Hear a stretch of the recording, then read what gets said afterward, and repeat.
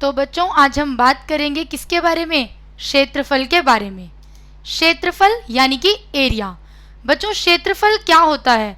यदि हम बात करें क्षेत्रफल की परिभाषा की, तो किसी भी तल, समतल हो या वक्रतल हो, उसके द्विविमीय यानी कि बच्चों द्विआगामी आकार के परिमाण को, माप को क्षेत्रफल कहा जाता है और इसे m² वर्ग मीटर से मापा जाता है। बच्चों जिस भी क्षेत्र के क्षेत्रफल की बात की जाती है वह क्षेत्र प्रायः एक बंद वक्र यानी कि क्लोज्ड कर्व से घिरा होता है और इसे m² वर्ग मीटर में मापा जाता है। तो बच्चों अब हम बात करेंगे किसके बारे में? आज हम जानेंगे 3D आकृतियों के क्षेत्रफल के बारे में, यानी कि त्रिविमीय आकृतियों के क्षेत्रफल के बारे में। सबसे पहले बात करते हैं बच्चों घन की। घन क्या होता है? घन का जो क्षेत्र है वो घन के सतहों द्वारा घिरी सभी क्षेत्रों के वर्ग के योग के बच्चों बराबर होता है। जैसा कि हम जानते हैं कि घन एक त्रिविमीय आकृति है।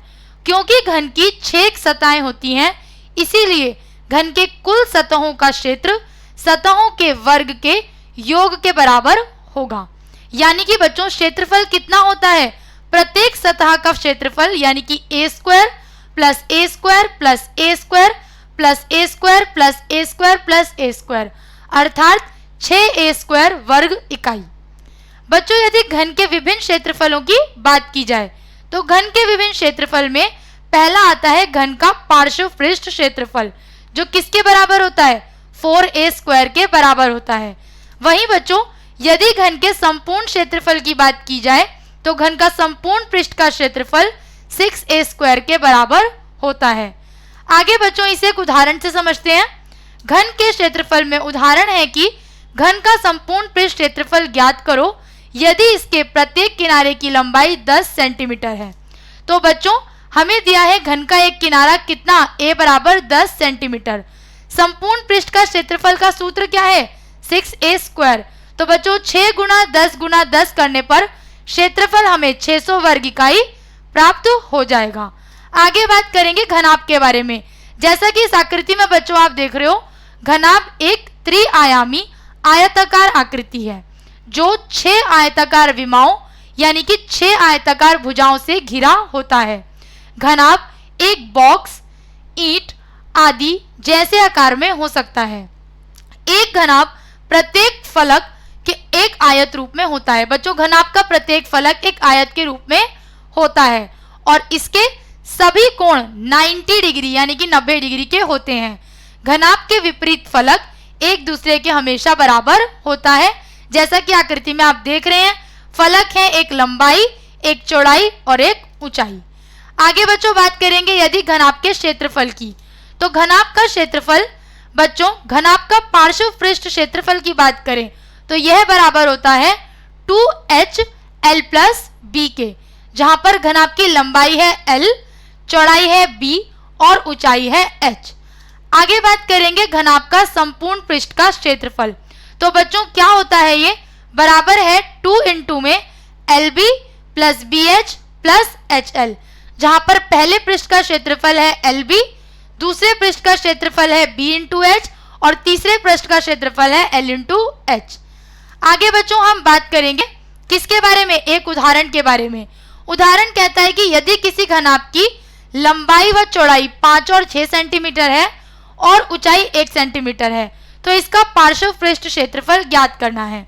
बच्चों हमें लंबाई दी है 5 सेंटीमीटर, चौड़ाई दी है 6 सेंटीमीटर और ऊंचाई दी है 1 सेंटीमीटर। घनाभ का पार्श्व पृष्ठ क्षेत्रफल का सूत्र है 2h_l प्लस b।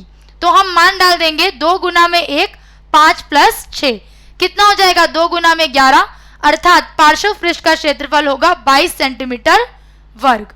आगे बच्चों बात करेंगे शंकु के बारे में। किसके बारे में? शंकु के बारे में। शंकु क्या है बच्चों? एक त्रिविमीय आकृति जो किसी समकोण नुमा आकृति को समकोण बनाने वाली किसी भी भुजा के चारों ओर घूमने पर प्राप्त हो। कैसी आकृति क्या कहलाती है? शंकु कहलाती है। ठीक है बच्चों, यदि हम शंकु के क्षेत्रफल की बात करते हैं तो मुख्य रूप से हम जानते हैं कि शंकु का जो आधार है वो वृत्ताकार होता है, इसीलिए इसकी परिधि वही होती है जो वृत्त की होती है। लेकिन यदि शंकु के आधार के क्षेत्रफल को वक्र पृष्ठीय क्षेत्रफल में शामिल कर दिया जाए तो शंकु का संपूर्ण क्षेत्रफल प्राप्त होता है, जो इस प्रकार है। यदि बच्चों शंकु के वक्र पृष्ठ का क्षेत्रफल हमें ज्ञात करना हो तो सूत्र है पाई आर एल। लंबवृत्तीय शंकु के संपूर्ण पृष्ठ का क्षेत्रफल होता है पाई आर इंटू में एल प्लस आर, और शंकु के आधार का क्षेत्रफल होता है पाई आर स्क्वायर। आगे बच्चों हम बात करेंगे किसके बारे में, गोले के बारे में। यदि बच्चों गोले के बारे में बात की जाए तो जैसा कि आप आकृति में देख रहे हैं, गोला एक विशेष प्रकार का ठोस होता है जिसका केवल एक तल होता है। यह एक तल ऐसा है जिसका हर बिंदु निश्चित बिंदु से समान दूरी पर होता है। जिस प्रकार वृत्त एक द्विआयामी आकृति होती है, उसी प्रकार गोला एक त्रिआयामी यानी कि 3D आकृति होती है, जिसमें बहुत से बिंदु एक निश्चित बिंदु से समान दूरी पर बच्चों होते हैं। आगे अगर हम बात करें गोले के क्षेत्रफल के बारे में, तो बच्चों गोले के क्षेत्रफल में गोले का संपूर्ण वक्र पृष्ठीय क्षेत्रफल 4 पाई आर स्क्वायर होता है। यदि हम अर्धगोले के संपूर्ण पृष्ठीय क्षेत्रफल की बात करें तो यह 3 पाई आर स्क्वायर होता है, और अर्धगोले का वक्र पृष्ठीय क्षेत्रफल 2 पाई आर स्क्वायर होता है। ठीक है बच्चों, तो यहाँ हमने जाना विभिन्न 3D आकृतियों के क्षेत्रफल के बारे में। इसी प्रकार की और चीजों के बारे में जानने के लिए जुड़े रहिए अड्डा 24/7 स्कूल के साथ। Thank you.